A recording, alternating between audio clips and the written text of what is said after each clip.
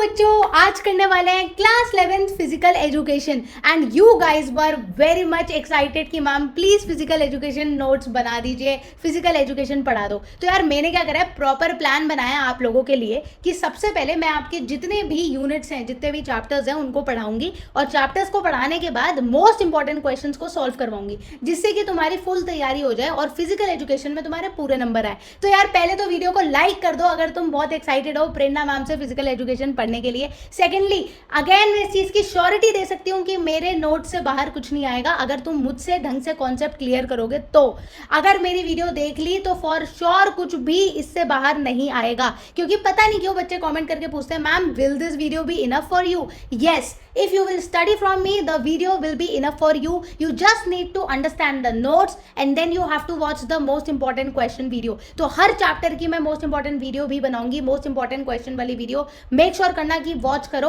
और पूरा चैप्टर अब हम शुरू करने वाले हैं भाई। चैप्टर 1 है आपका changing trends and career in physical education. तो भाई जो फिजिकल एजुकेशन है बेसिकली आपका स्पोर्ट्स रिलेटेड सब्जेक्ट है, जहाँ पे आपको ये सब चीजें पढ़नी है कि फिजिकल एजुकेशन होता क्या है सबसे पहली बात, राइट? क्योंकि आप फर्स्ट टाइम पढ़ रहे हो, फर्स्ट टाइम आप फिजिकल एजुकेशन पढ़ रहे हो, तो हम इस बारे में पढ़ेंगे कि फिजिकल एजुकेशन होता क्या है, उसका एम क्या है और हम उसे क्यों पढ़ रहे हैं, और अगर हम उसको पढ़ रहे हैं तो उसका कोई फ्यूचर में करियर ऑप्शंस वगैरह है या नहीं है।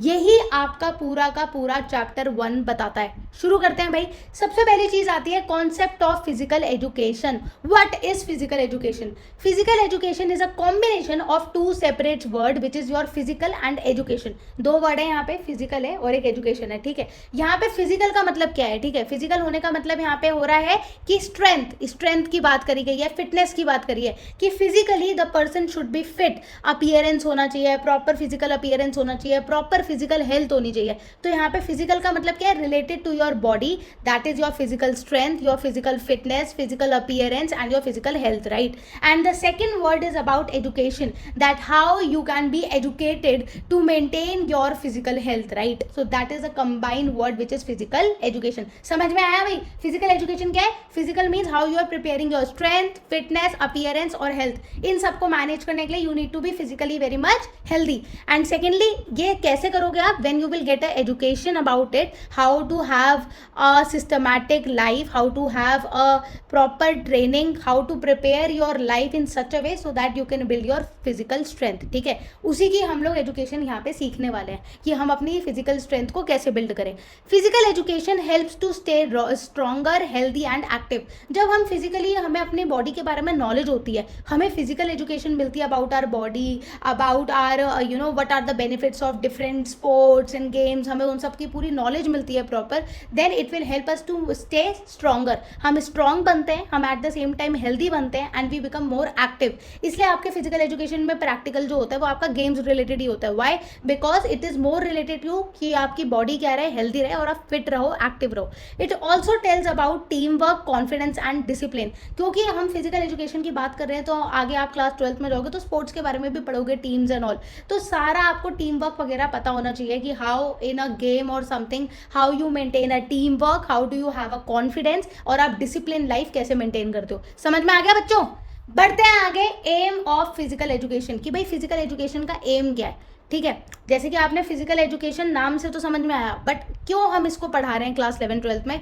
The aim of physical education must be to make every child physically, mentally and emotionally fit. जिससे कि हर बच्चा क्या हो, फिजिकली फिट हो, इमोशनली फिट हो और वो क्या करे, मेंटली फिट रहे। मतलब तीनों तरीके से वो फिट रहे, स्ट्रांग रहे, maintain their personal and social balance life, right? उसकी पर्सनल लाइफ, सोशल लाइफ उसकी प्रॉपर बैलेंस्ड रहे, right? And live very happily with others. तो बेसिकली फिजिकल एजुकेशन का मतलब ही यही होता है, जहां पे हम बात कर रहे हैं कि आप इमोशनली कैसे फिट रहो, फिजिकली कैसे फिट रहो, मेंटली कैसे फिट रहो, जिससे आप अपनी पर्सनल लाइफ और सोशल लाइफ खुशी से जी सको। इसी बारे में आप यहाँ पे सीखने वाले हो, ठीक है? बिल्ड अप अ वेरी गुड सिटीजन, और एक बहुत फिट इंसान, बहुत ही एक अच्छे इंसान बन सको, ठीक है? अब हम आगे बढ़ते हैं। एम ऑफ फिजिकल एजुकेशन के ऑब्जेक्टिव्स के बारे में पढ़ने वाले हैं भाई, कि क्यों, क्या क्या ऑब्जेक्टिव्स हैं, क्या क्या टॉपिक्स हैं जिसके बारे में हम बात करने वाले हैं। पहले हम बात करेंगे develop the healthy active life style, right? What is the objective of physical education? कि हमारे पास क्या होनी चाहिए, हेल्दी एक्टिव लाइफ स्टाइल होनी चाहिए। Develop interest in discipline. आप कोई भी स्पोर्ट्स का बंदा देख लो, स्पोर्ट्स टीचर देख लो, ट्रेनर ट्रेनर देख लो, मेंटोर्स देख लो, कमेंटर्स देख लो, जो भी आपकी स्पोर्ट्स इंडस्ट्री में है, they have a very disciplined life, right, because they know the value of being fit, they know the value how you have to be having that physical education in you. तो ये सारी चीज़ें उन्हें कैसे पता होती हैं? क्यों? Because they have a very discipline life, achieve optimum physical fitness and health, right. तो वो अचीव क्या करते हैं? प्रॉपर आपका ऑप्टिमम फिटनेस और हेल्थ के ऊपर ध्यान देते हैं. इमोशनल डेवलपमेंट होती है. Emotionally these people are very strong. आप कोई भी स्पोर्ट्स पर्सन उठा के देख लो, they are very emotionally very strong, right. ऐसा नहीं है कि हल्का सा चोट लग गया तो भाई रोने लग गए. क्यों? Because they are very active. अपने माइंड में वो बहुत स्ट्रॉन्ग है, सो वो मेंटली बहुत स्ट्रॉन्ग रहते हैं, राइट. न्यूरोमस्कुलर कोऑर्डिनेशन होता है फुल बॉडी का. डेवलप मोटर स्किल्स, और यहाँ पे क्या होती है, उनके अंदर मोटर स्किल्स वो डेवलप करते हैं. ऑप्टिमम स्पोर्ट्स परफॉर्मेंस, अपना स्पोर्ट्स परफॉर्मेंस कैसे बेटर कर सकते हैं. इफेक्टिव सिटीजनशिप, और वो एक बहुत अच्छे इफेक्टिव सिटीजनशिप मिलते हैं. क्वेश्चन जो बन सकता है, अभी तक जो पढ़ा है इसमें क्वेश्चन ये नहीं बनेगा, कॉन्सेप्ट ऑफ फिजिकल एजुकेशन नहीं, क्वेश्चन डायरेक्ट आ सकता है. What is the aim of physical education, क्या क्यों पढ़ाया जा रहा है फिजिकल एजुकेशन. तो 5 पॉइंट जो आपको पहले पता होने चाहिए. To have a discipline life, to have a healthy and active life, to be very fit and physically educated, have a very emotional development. एक दो पॉइंट लिख सकते हो. being very living very happily life, having a effective citizenship. so these points you can write when the question will come कि भाई क्या M है physical education का, तो ये पॉइंट आप लिख सकते हो. ठीक है, समझ में आ रहा है? नहीं आ रहा है? जल्दी बताओ. आ रहा है समझ में? शुरू करते हैं अब आगे. देखो पिक्चर भी बनी हुई है, एक बड़ी सुंदर फोटो लगाई है मैंने आप लोगों के लिए. वैसे बता दूं फिजिकल एजुकेशन बहुत ज़्यादा बोरिंग लगता है बच्चों को बुक्स में, क्योंकि इतनी ज़्यादा पिक्चर्स नहीं होती. बट मैंने अपने नोट्स को इस तरीके से बनाया, थोड़ी फोटोज़ वगैरह लगाई हैं, थोड़ा इंटरेक्टिव कराए, जिससे तुम लोगों को ईजिली समझ में आ जाए. तो जैसे इसने बोला एक हॉलिस्टिक डेवलपमेंट. हॉलिस्टिक डेवलपमेंट होता क्या है? जहाँ पे ओवरऑल बंदे की डेवलपमेंट होती है. ठीक है, मतलब ये नहीं है कि आप फिजिकली फिट हो, बट आप इमोशनली, मेंटली, सोशली, इकोनॉमिकली, हर तरीके से वो आपको फिट रखने की कहते हैं हॉलिस्टिक डेवलपमेंट. तो इससे क्या हो रहा है? आपको फिजिकल फिटनेस मिल रही है, मेंटल वेलबींग मिल रहा है, सोशल स्किल्स मिल रही है, एकेडमिक परफॉर्मेंस अच्छी हो रही है. तो फिजिकल एजुकेशन का हर सेक्टर में बहुत ज़्यादा इंपॉर्टेंट रोल है. अब हम आते हैं भाई development of physical education in India. जैसे कि तुम देख रहे हो साइंस, मैथ्स, हिंदी, इंग्लिश, ये तो पुराने टाइम से आ रहे हैं सब्जेक्ट, राइट. पर फिजिकल एजुकेशन की डेवलपमेंट कैसे हुई, मतलब क्यों ये गवर्नमेंट, आपको पता होगा गवर्नमेंट कुछ सब्जेक्ट लॉन्च करेगी तभी तो वो आपको स्कूल में पढ़ाया जाएगा, राइट. जैसे अब आजकल एआई आ गई है, फैशन डिज़ाइन आ गई है, and so called so many vocational subject and optional subject. But at the same time अब फिजिकल एजुकेशन की डेवलपमेंट कैसे हुई इंडिया में, क्यों लोगों को लगा कि ये ज़रूरी है और ये क्यों डेवलप हुई, इसके ऊपर क्वेश्चन आ सकता है. ध्यान से सुनना. After independence the government of India took the initiative to promote and develop physical education. तो भाई जो गवर्नमेंट ऑफ इंडिया थी उन्होंने सोचा कि भाई हमें प्रमोट करना चाहिए डेवलपमेंट के लिए, फिजिकल एजुकेशन के लिए. वेरियस इंस्टीट्यूशंस और पॉलिसीज और प्रोग्राम्स उन्होंने बनाए. ऑफ कोर्स सरकार प्रमोट करेगी किसी चीज़ के लिए तभी तो बच्चे आगे बढ़ेंगे फिजिकल एजुकेशन के लिए, राइट. नहीं तो क्यों जाएंगे. नहीं तो अर्लियर क्या था कि इतने हमारे पास ट्रेनर्स, फिटनर्स और ये सब थे भी नहीं. ये क्यों आया? जब लोगों में फिजिकल एजुकेशन की नॉलेज और बढ़ी तो गवर्नमेंट ने क्या करी, कुछ पॉलिसीज निकाली, कुछ ऐसे इंस्टीट्यूट्स और कॉलेजेस वगैरह निकाले, कुछ ऐसे प्रोग्राम्स निकाले जिससे कि बच्चे फिजिकल एजुकेशन की तरफ भी आगे बढ़े. तो अब ये क्वेश्चन डायरेक्ट भी आ सकता है, इनडायरेक्ट भी आ सकता है. क्वेश्चन ये भी तुम्हारे स्कूल में आ सकता है कि भाई डेवलपमेंट बताओ फिजिकल एजुकेशन की कैसे हुई है. और ये क्वेश्चन भी आ सकता है कि क्या क्या पॉलिसीज़ वगैरह गवर्नमेंट ने निकाली है for the development of physical education. तो दोनों का आंसर सेम ही होगा. सबसे पहले आपको मैं इसमें कुछ पॉलिसीज़ के बारे में बताऊंगी, कुछ प्रोग्राम्स के बारे में बताऊंगी.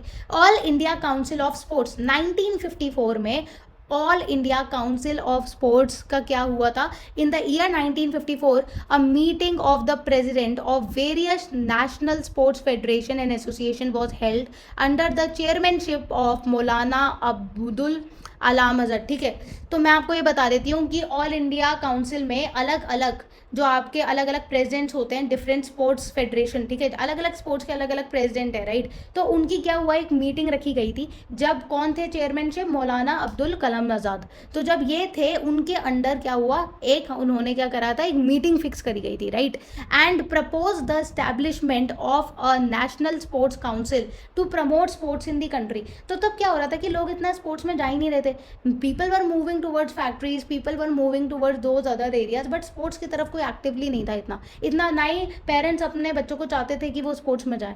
तो वो चीज़ को प्रमोट करने के लिए, स्पोर्ट्स को प्रमोट करने के लिए all India council of sports ने क्या किया था, इन्होंने क्या करा था कि सारे प्रेसिडेंट्स ने आपस में मिलकर एक मीटिंग करी और तब उन्होंने एक प्रपोज करा, एस्टैब्लिशमेंट किया NSC जिसको हम बोलते हैं नेशनल स्पोर्ट्स काउंसिल, क्या करा, नेशनल स्पोर्ट्स काउंसिल किया, जिससे कि कंट्री में क्या हो, स्पोर्ट्स को प्रमोशन मिले, प्रमोट करा जाए.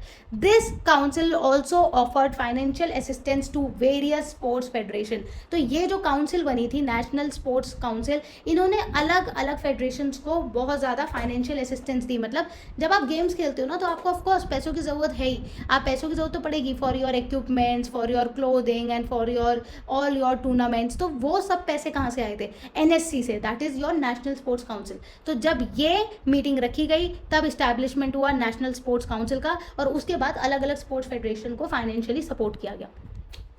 नेक्स्ट प्लान बताते हैं भाई, national plan of physical education and recreation 1956. 2 साल के बाद ही क्या हुआ, एक नेशनल प्लान बनाया गया फिजिकल एजुकेशन एंड रिक्रिएशन के ऊपर. To promote physical activities the plan was introduced by union education ministry in 1956 on the advice of central advisory board. कहने का मतलब क्या है कि जो यूनियन एजुकेशन मिनिस्ट्री थी 1956 में, उन्होंने क्या किया, एक एडवाइस निकाली with the help of central advisory board and recreation. और क्या प्लान बनाया उन्होंने, प्लान ये बनाया, step by step improvement plan, syllabus of physical education for boys and girls. Boys and girls के लिए अगर हम फिजिकल एजुकेशन पढ़ा रहे हैं तो क्या सिलेबस होना चाहिए, norms of physical test for boys and girls, क्या नॉर्म्स होने चाहिए फिजिकली टेस्ट लेने वालों के लिए, जो आपका बेसिकली आपका वो होता है, प्रैक्टिकल होता है.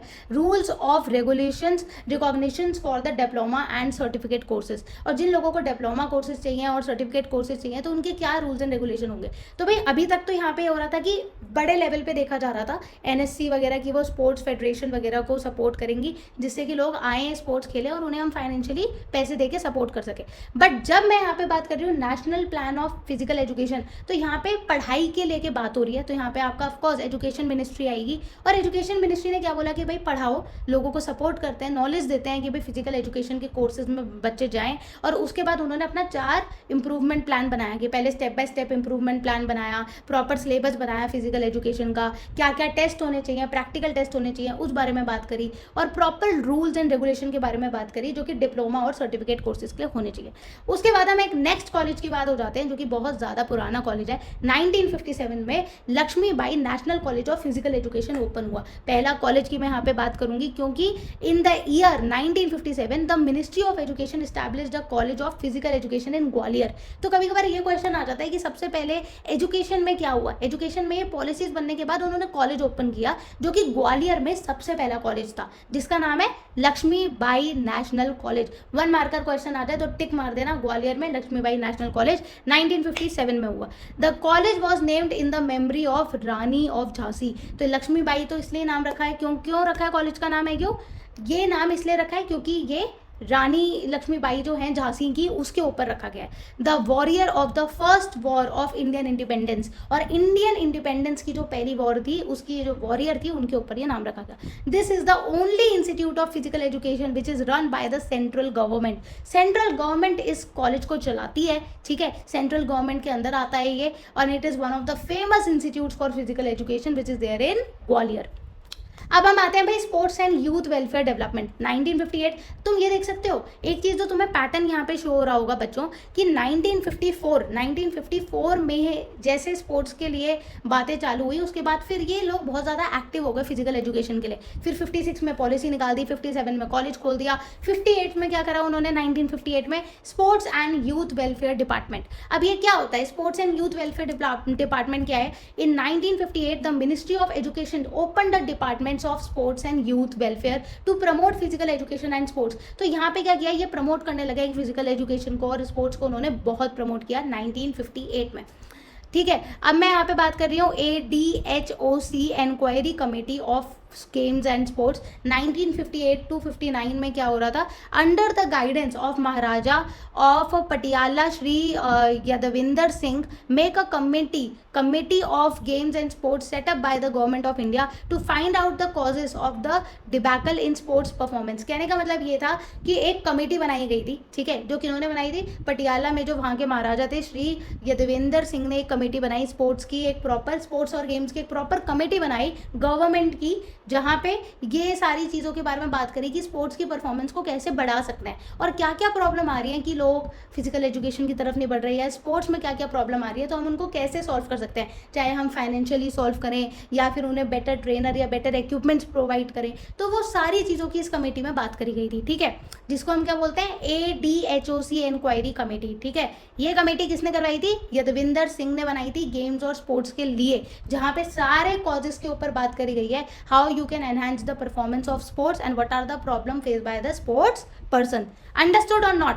क्वेश्चन अगर ये आ जाए बच्चों की क्या क्या डेवलपमेंट हुई है, प्लीज़ ऑल इंडिया काउंसिल के बारे में बता देना कि उन्होंने NSC को किया प्रमोट, कॉलेज के बारे में बता देना, लक्ष्मीबाई कॉलेज के बारे में, national plan of physical education की भाई ये सारी प्लानिंग करी गई है, कमेटी के बारे में बता सकते हो 1958 में जो बनी है, ये सारे बातें आपको करनी है। अब मैं बात करने वाली हूँ चेंजिंग ट्रेंड्स इन स्पोर्ट्स। तो भाई स्पोर्ट्स में बहुत ज़्यादा ट्रेंड चेंज हो चुके हैं। पहले जो हमें स्पोर्ट्स में ट्रेंड देखने को मिलते थे वो तो अब देखने को मिलते ही नहीं है, क्योंकि अब क्या है, नए गैजेट्स आ गए हैं, नए वेयरेबल्स आ गए, नई टेक्नोलॉजी आ गई है, तो क्या क्या ट्रेंड आया है, ठीक है। तो अब हम ट्रेंड के बारे में बात करते हैं। पहला पॉइंट आता है प्लेइंग सरफेस। पहले क्या होता था, nowadays traditional grass fields have been replaced. पहले क्या होता था कि ट्रेडिशनल ग्रास फील्ड्स होती थी, ठीक है, रियलिस्टिक ग्रास फील्ड्स होते थे, और वो रिप्लेस कर दिए गए हैं totally with the artificial turf for durability and low maintenance. तो ये आपको पता होना चाहिए कि देख रहे हो, पहले ये जो घास होती थी ना बहुत रियलिस्टिक वाली होती थी, और अब क्या हो चुकी है, आर्टिफिशियल टर्फ आ चुका है, कंप्लीटली आर्टिफिशियल टर्फ आ चुका है। ये पूरा आर्टिफिशियल होता है जिसमें घास आपकी निकलती भी नहीं है और हर जगह प्रॉपर सरफेस मेंटेन होगा ना। अगर आर्टिफिशियली आप हर जगह पूरे जगह पे घास लगा रहे हो तो that will give you a very constant floor. पहले यहाँ पे ग्रास फील्ड्स होते थे तो वो अब हट चुके हैं, बट अब ड्यूरेबिलिटी और लो मेंटेनेंस की वजह से आर्टिफिशियल टर्फ आ गया। This artificial turf can work as a shock absorber, shock वगैरह लगने से भी बचाएगा, तो it's a shock absorber which helps the athlete for a better performance and reduce injuries. तो यहाँ पे क्या होगा, एथलीट के लिए बेटर है फॉर बेटर परफॉर्मेंस और इंजरीज उसकी रिड्यूस होंगी। सो playing surface is a very good point. Second point you can write down about the changing trend is wearable gears. तो भाई वेयरेबल गेयर क्या होता है, देयर आर मेनी गैजेट्स। अब क्या है यार, देखो जैसे डिजिटल वॉच होती है आपकी, ठीक है, आपके जितने सारे GPS एनेबल वेयरेबल्स हैं, तो हार्ट रेट, मतलब मैं बोलूँगी स्पोर्ट्स में तो आजकल इतने ज़्यादा आपके गैजेट्स आ चुके हैं, आपकी हार्ट रेट मॉनिटर हो सकती है, राइट, फिटनेस ट्रैकर आ गया है, फिटनेस बैंड आ गया है, GPS एनेबल वेयरेबल्स आ गए हैं, तो so many things are there. So you will talk about these wearable gears, ठीक है, कि there are many gadgets which helps an athlete to track their performance. अब तो हर बंदा अपनी परफॉर्मेंस चेक कर सकता है because of these digital watches and all these things. तो ये सारे गैजेट्स अब स्पोर्ट्स में आ चुके हैं, so that the athlete can track their performance and optimize their training, और वो अपनी ट्रेनिंग को और बेटर कर सकता है। थर्ड पॉइंट हम बात कर रहे हैं स्पोर्ट्स इक्विपमेंट की। तो भाई स्पोर्ट्स इक्विपमेंट क्या होता है, like light weight carbon fibre rackets. अब आप रैकेट की बात करो तो जो आपका रैकेट वगैरह होता है क्या होता है, लाइट वेट की मैं बात कर रही हूँ। पहले बहुत ज़्यादा हैवी आते थे, even the bats used to be very very heavy earlier, but अब क्या हो चुका है, क्योंकि स्पोर्ट्स इक्विपमेंट अब क्या आ गए हैं, फाइबर के मटेरियल चेंज हो गया, पहले अलग मटेरियल से बनते थे, अब फाइबर वगैरह के बनने लगे हैं, तो बहुत हल्के हो गए, तो लाइट वेट आपके रैकेट्स आ चुके हैं। Aerodynamic footballs, right, aerodynamic footballs आ गई हैं आजकल, ठीक है, which is again very light weight footballs, ठीक है, क्योंकि उसके अंदर क्या होता है, एयर होता है। शॉक रेजिस्टेंस हेलमेट्स क्या आ गया, शॉक रेजिस्टेंट वाले आ चुके हैं। सो दीज इक्विपमेंट्स क्या कर रहे हैं, अब ये सारी जो इक्विपमेंट्स आ गए हैं स्पोर्ट्स के बेटर क्वालिटी के, and you know they are having better quality, so that is making the performance of the athlete more better, और एट द सेम टाइम उनकी सेफ्टी बढ़ती जा रही है। पहले क्या आ रही थी भाई, इतनी भारी बॉल आ रही है, किसी के लग रही है, चोट लग रही है, इतने भारी भारी ये लोग इक्विपमेंट्स यूज़ कर रहे हैं, बट अब जैसे जैसे हम लोग मटीरियल चेंज कर रहे हैं और बेटर मटीरियल का बना रहे हैं, तो उससे क्या हो रही है कि उनकी परफॉर्मेंस तो बेटर हो ही रही है, at the same time sports में सेफ्टी और बढ़ती जा रही है, right, it's improving the safety in the times of sports. Innovation in shoe technology में इतना इनोवेशन आ गया, providing better grips and injury prevention, right, जिससे क्या हो कि बेटर ग्रिप मिले और इंजरी क्या हो, प्रिवेंट हो। लास्ट हम पॉइंट की बात कर लेते हैं, technological advancement. Now what is a technological advancement, virtual reality training, जहाँ पे मैं बात कर रही हूँ कि वर्चुअल रियलिटी मिल रही है, परफॉर्मेंस एनालिसिस प्रॉपर। पहले क्या था कि किसी ने कोई बॉल मारी, बंदा आंखों से देख रहा है, उससे छूट गई तो छूट गई, अब क्या है, अब तो आप वर्चुअली देख सकते हो क्या स्कोर चल रहा है, क्या नहीं चल रहा है, राइट, परफॉर्मेंस को प्रॉपर बेटर एनालिसिस कर सकते हो। Earlier you don't do it like that, but अब क्या है, अब तो आप हर चीज़ का ट्रैक रखते हो, यू हैव अ ट्रैक कि अच्छा मैंने लास्ट मंथ ऐसा खेला था, प्रॉपर ट्रैक आप अपने वॉच में हो गया, फोन में हो गया, प्रॉपर ट्रैक रहता है, राइट, तो परफॉर्मेंस एनालिसिस होती है। Instant replay system help the coaching for better decision making. तो जैसे कोचेस वगैरह होते हैं तो आजकल क्या है कि आपकी इंस्टेंट रिप्ले वगैरह हो जाता जाता है, सारा का सारा रिकॉर्ड हो जाता है, ठीक है। तो ये सारी चीज़ें टेक्नोलॉजिकल एडवांसमेंट और बेटर हो गई हैं अब स्पोर्ट्स इंडस्ट्री में। Smart stadiums are used to improve fan experience. तो जो भी उनका फैन एक्सपीरियंस, यहाँ पे मैं फैन पंखे की बात नहीं कर रही हूँ, जो लोग स्पोर्ट्स देखने आते हैं उनका एक्सपीरियंस और बेटर करते जा रहे हैं, क्योंकि अब स्मार्ट स्टेडियम्स आ गए। अब हम बात करते हैं भाई करियर ऑप्शंस इन फिजिकल एजुकेशन। तो आप अगर फिजिकल एजुकेशन पढ़ रहे हो और आप भी चाहते हो कि मैं इस इंडस्ट्री में कुछ करना चाहता हूँ एज अ फिजिकल एजुकेटर, और may be after learning physical education, तो आप क्या क्या कर सकते हो उस बारे में हम बात करते हैं। करियर ऑप्शन की अब मैं बात करूँ तो ऑफकोर्स आप एक फिजिकल एजुकेशन के टीचर बन सकते हो आफ्टर कंप्लीटिंग योर DPED या फिर BPED या MPED, which is your masters in physical education, bachelor in physical education. DPED का मतलब क्या है? डिप्लोमा इन फिजिकल एजुकेशन, ठीक है। अगेन रिपीटिंग, टीचर कैसे बन सकते हो आप? Diploma in physical education, bachelor in physical education and master in physical education. One can be appointed as PET in school और कॉलेज। तो वो स्कूल और कॉलेज में क्या बन सकता है? फिजिकल एजुकेशन का ट्रेनर बन सकता है स्कूल या कॉलेज के अंदर। सेकंड पॉइंट क्या है? Sports coordinator. स्पोर्ट्स कोऑर्डिनेटर क्या होता है? For one to successful function as a sports coordinator, physical education courses like teaching skills including arranging team activities. आपने देखा होगा जितने भी बड़े बड़े आपके जब टूर्नामेंट्स वगैरह होते हैं तो वहाँ पे क्या होता है? स्पोर्ट्स कोऑर्डिनेटर होता है, जो पूरा आपका प्रोग्राम को क्या करते हैं? कोऑर्डिनेट करते हैं कि कितनी हमारी टीम्स हैं, क्या क्या उनको सामान लेके आना है, क्या क्या उनको इक्विपमेंट्स मिलेंगे। तो you can also become a sports coordinator by what you can do is physical education courses, teaching skills, arranging team activities. Team को आप अरेंज कर सकते हो, कोचिंग दे सकते हो, teaching responsibilities and coordinating with all the other team members can be a sports coordinator. Now what is a professional coach? Professional coach कौन होता है? After a diploma in sports coaching, जब आप स्पोर्ट्स कोचिंग में या physical education में diploma कर लेते हो, one can be appointed as a professional coach of a team for individual athletes requiring a personal coach और ट्रेनर। तो क्या बन सकता है भाई? वो क्या बन सकता है? प्रोफेशनल कोच बन सकता है, और प्रोफेशनल कोच बन के वो बच्चों को सिखा सकता है, एथलीट को सिखा सकता है, रिक्वायरिंग अ पर्सनल कोच। जिनको भी पर्सनल कोच चाहिए या ट्रेनर चाहिए तो वो ये बन सकता है। I think but I feel like कि जितने भी आपके जिम ट्रेनर्स वगैरह होते हैं क्वालिफाइड वगैरह, they also have this physical education का डिग्री। दे हैव दिस इधर दे हैव अ न्यूट्रिशन डाइटिशियन का डिग्री और दे have a physical education degree, so they have a very good knowledge about sports वगैरह का। जितना भी आप स्पोर्ट्स कॉम्प्लेक्सेस वगैरह में जाते हो वहाँ पे आपको ट्रेनर मिलते हैं, कोचेस मिलते हैं, so they have this degree in physical education. Okay, तो if you want to become the one you should also have a, you can become professional coach, sports coordinator, physical education teacher. Next point आता है outdoor and adventure sports educator. Now what are your outdoor and adventure sports? जो बाहर के sports के बारे में बताता है। A person with a degree in a physical education course और interest in outdoor adventure sports can educate other in the fields. तो बेसिकली आप फील्ड में बता सकते हो, you can become a outdoor के भी जितने गेम्स होते हैं उनके बारे में गाइड कर सकते हो, एडवेंचरस स्पोर्ट्स के बारे में गाइड कर सकते हो। What is your sports administrator? Administrator कौन होता है? जो कि आपके ऊपर सुपरविजन रखता है, ठीक है। So supervision and administrative skills are also taught in physical education courses. This enable the individual to work as a sports administrator. Administrator का काम होता है हर चीज़ पे नज़र रखना। अच्छा, ये मेरी टाइमलाइंस हैं, ये मेरा टूर्नामेंट्स हैं, तो जितने भी आपके बड़े बड़े प्रोग्राम्स होते हैं उसमें क्या होता है, जितने भी आप स्पोर्ट्स फील्ड में देखो, they have their sports administrator, जो पूरे एडमिनिस्ट्रेशन का ध्यान रखता है कि मेरे यहाँ पे ये टूर्नामेंट हो रहा है, ये टाइमिंग्स है, क्या है, कितने बजे क्या चीज़ होगी। So that is a deal of a sports administrator.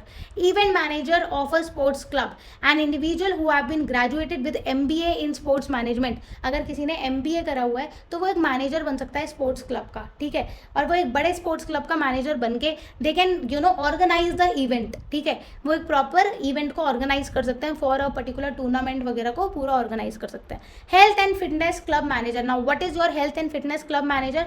One can be appointed as a health and fitness club manager after having a professional degree in physical education. Physical education की degree लेने के बाद आप एक health and fitness के भी manager बन सकते हो ना, क्योंकि आपको सिर्फ यही नहीं पढ़ाया जाएगा कि स्पोर्ट्स कैसे खेलते हैं, कैसे नहीं खेलते हैं, आपको ये भी सिखाया जाएगा कि आपको अपनी हेल्थ को कैसे मेंटेन रखनी है, what could be your proper diets and all. तो थोड़ा उस बारे में भी गाइड किया जाता है, ठीक है। Sports clothing and equipment designer. Now again जो स्पोर्ट्स के कपड़े बनते हैं, जो स्पोर्ट्स वेयर बनते हैं, जितने भी आपके इक्विपमेंट्स डिज़ाइन होते हैं, उसमें भी फिजिकल एजुकेशन का बंदा चाहिए।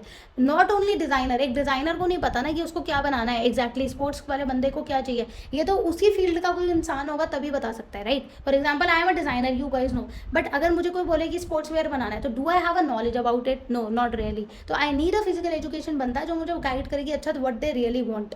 सो if one has a zeal and interest in fashion designing, then she can work as a sports clothing and equipment designer also. So आप sports wear या sports clothing में भी जा सकते हैं। बात करने वाली हूँ यहाँ पे डाइटिशियन एंड न्यूट्रिशनिस्ट। तो अगर आपके पास फिजिकल एजुकेशन की डिग्री है तो ऑफकोर्स आप एक डाइटिशियन और न्यूट्रिशनिस्ट तो बन ही सकते हो, लोगों को गाइड कर सकते हो क्या उन्हें खाना चाहिए, क्या उनकी प्रॉपर डाइट है, उसके बारे में आपको फुल नॉलेज होगी। Sports and goods marketing. Now what is your sports goods marketing? Sales and marketing of sports goods, कि भाई क्या क्या गुड्स मार्केट में चल रहे हैं, क्या क्या इंडस्ट्री के ट्रेंड हैं। अगर आपको उसकी नॉलेज होगी तो आप जान सकते होंगे कि कितनी बड़ी मार्केट है जो कि टॉयज़ और स्पोर्ट्स में डील करती है। तो if you have a very good knowledge into this तो आप of course sports and goods marketing company में काम कर सकते हो। Yoga trainer nowadays are on boom. तो if you have a degree in physical education you can teach and become a very popular yoga trainer nationally and internationally. Nationally और internationally आप yoga trainer बन सकते हो, सर्विसेज प्रोवाइड कर सकते हो, एक पर्टिकुलर ग्रुप्स को प्रॉपर ट्रेनिंग दे सकते हो योगा की, ठीक है। अब मैं आ रही हूँ 12th नंबर पे, which is your fitness trainer. Now what is a fitness trainer? One can work as a fitness trainer after completing any course in physical education. आप कोई भी फिजिकल एजुकेशन की आपको नॉलेज हो जाएगी तो आप फिटनेस ट्रेनर तो बन ही सकते हो, and you can work in any company also, ठीक है। नॉट जस्ट कि हम तो जिम में ही काम करेंगे, ऐसा कुछ नहीं है, स्कूल्स वगैरह में भी नहीं, but you can become your professors also, you can also become a trainer in any complex, sports complex, तो आप वो उस चीज़ का फायदा उठा सकते हो। फिजिकल थेरेपिस्ट कौन होता है? Physical therapist is that once you have a degree in physical education they can also become a physical therapist, जहाँ पे आप प्रॉपर काउंसलिंग करते हो, थेरेपी देते हो, सो that is your physical therapist. Last is the sports journalist. Sports journalist is like जो कि commentary करते हैं, प्रॉपर स्पोर्ट्स जर्नलिज्म कोर्स करते हैं, ठीक है। तो आप चाहो तो बहुत सारे इंस्टीट्यूट्स हैं जो कि स्पोर्ट्स जर्नलिज्म कोर्स भी करवाते हैं, वो प्रॉपर सिखाते हैं that how you can become a sports journalist, कैसे आप पूरे टूर्नामेंट को रिकॉर्डिंग करना, उसका प्रॉपर एक कहते हैं ना कि एक प्रॉपर मीडिया हाउस जो होता है स्पोर्ट्स का, उसमें आप you can become a journalist.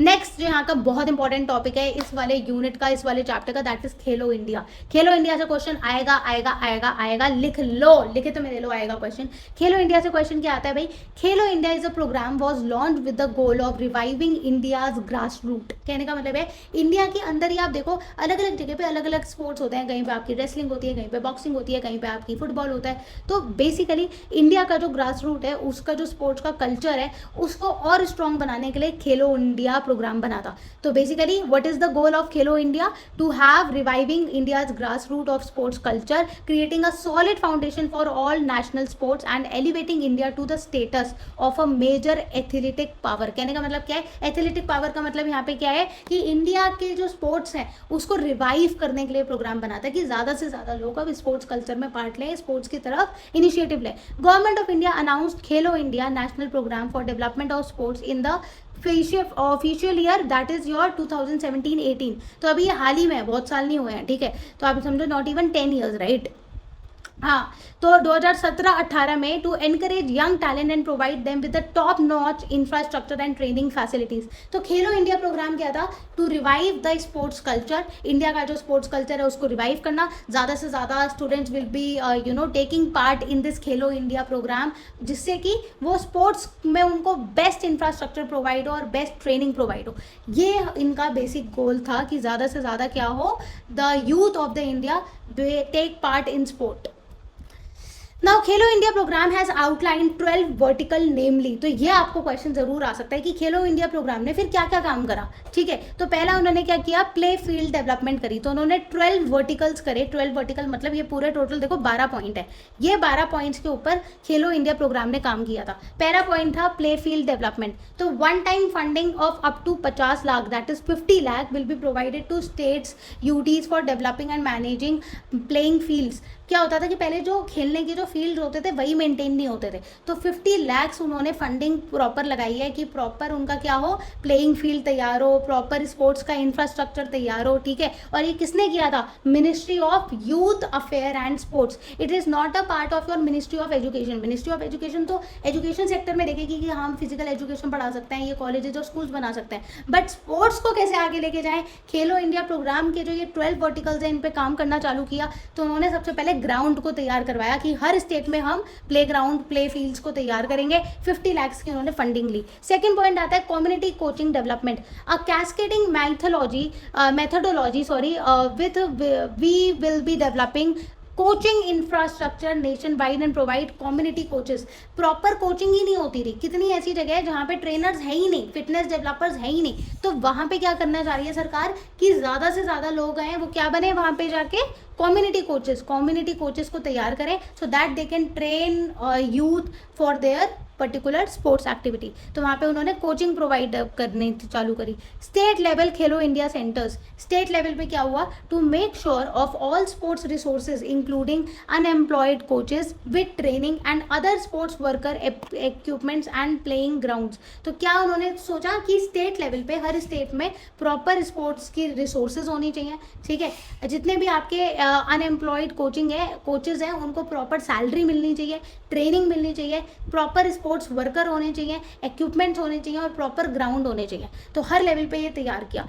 Next is your annual sports competitions. तो भाई साल में स्पोर्ट्स कॉम्पिटिशन्स वगैरह चालू कर दिए थे annually. What is happening in this sports competition, central government क्या कर रही थी, will organize national level competitions. तो बच्चे क्या करते हैं, एनकरेज होते हैं स्पोर्ट्स के लिए कि अच्छा मैं तो नेशनल पे खेल रहा हूँ, मैं तो स्टेट लेवल पे खेल रहा हूँ। तो ये क्या करा सरकार ने, ऐसे कॉम्पिटिशन्स वगैरह ऑर्गेनाइज करवाए जिसे हम बोलते हैं Khelo India national school game, Khelo India national university games. तो ऐसे कॉम्पिटिशन्स वगैरह तैयार करें। टैलेंट सर्च एंड डेवलपमेंट मतलब under the scheme players from 16 priority sports are selected at various level of participation. अलग अलग लेवल पे अच्छा टैलेंट, जो कि अच्छा स्पोर्ट्स खेलने वाले लोगों को ढूंढा गया, that is called as talent search.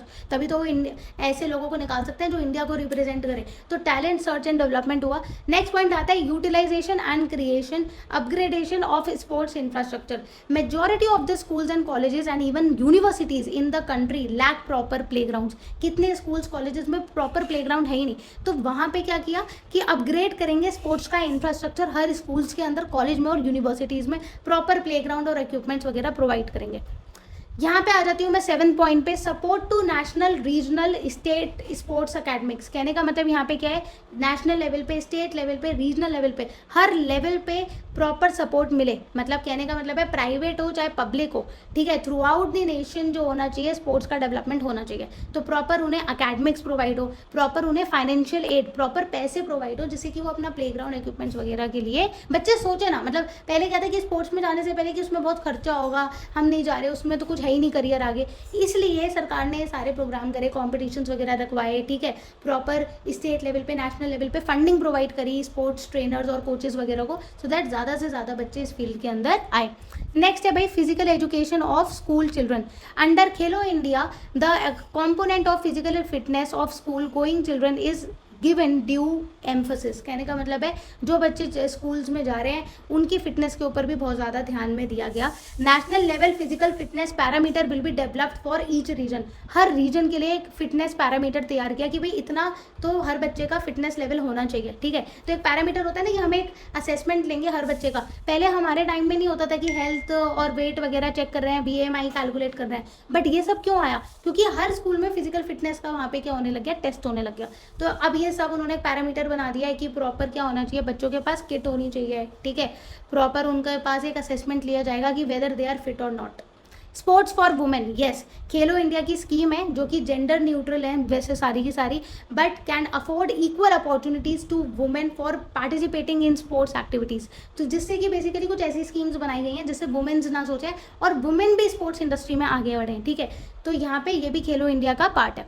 Promotion of sports amongst people with disabilities, सारे के सारे लोगों के ऊपर फोकस किया गया है, बच्चे भी पार्टिसिपेट करें, women should also take part in sports activities, disabilities, people which are having disable problems they can also take parts in the sports at state level, national level, UTs level, हर level के ऊपर उनको भी financial assistance provide हो। तो Khelo India का यही था कि भाई हम पैसे लगा रहे हैं और तुम खेलो, सीधी सी बात यही है, चाहे वो बच्चे हों उनकी फिटनेस के ऊपर ध्यान देना, चाहे वो बड़े हों, वुमेन्स को पार्टिसिपेट करना कि वो भी अपना स्पोर्ट्स में करियर आगे बनाए, राइट। तो उन सबको प्रमोट करने के लिए खेलो इंडिया का प्रोग्राम तैयार हुआ था। Sports for peace and development, कहने का मतलब क्या, ये बहुत इंपॉर्टेंट पॉइंट है, sports for peace and development. Under this vertical the government of India has provide a special package to JNK, Jammu and Kashmir, for enhancing sports facilities in the states. पहले JNK में तो कुछ था ही नहीं स्पोर्ट्स को लेके, but फिर जब खेलो इंडिया प्रोग्राम आया तो उनका एक स्पेशल स्कीम निकाली जो स्पेसिफिकली JNK के लिए थी कि भाई अब JNK के बच्चे भी आगे बढ़ेंगे, वहाँ के लोग भी आगे बढ़ेंगे, and they will have a special package होता था to participate in the sports activities. Promotion of rural and tribal games, अब कहने का मतलब है जो हमारे पुराने खेल होते थे, ट्राइबल गेम्स होते थे, इस प्रोग्राम के अंदर गवर्नमेंट चाहती थी कि हम उन पे भी फोकस करें and we should also contribute to make our sports very popular, right. तो जैसे कि ये जो क्रिकेट इतना पॉपुलर है, right, and people are moving towards your this football and all, but जो हमारे जो गेम्स एंड ऑल है उसको प्रमोट करने के लिए क्यों कर रही है, ये सब गवर्नमेंट कर रही है। गवर्नमेंट वांट कि बच्चे आगे बढ़ें, बच्चे नहीं बड़े, सब लोग स्पोर्ट्स को सपोर्ट करें और इसको और ज़्यादा स्ट्रॉन्ग बनाएं, राइट।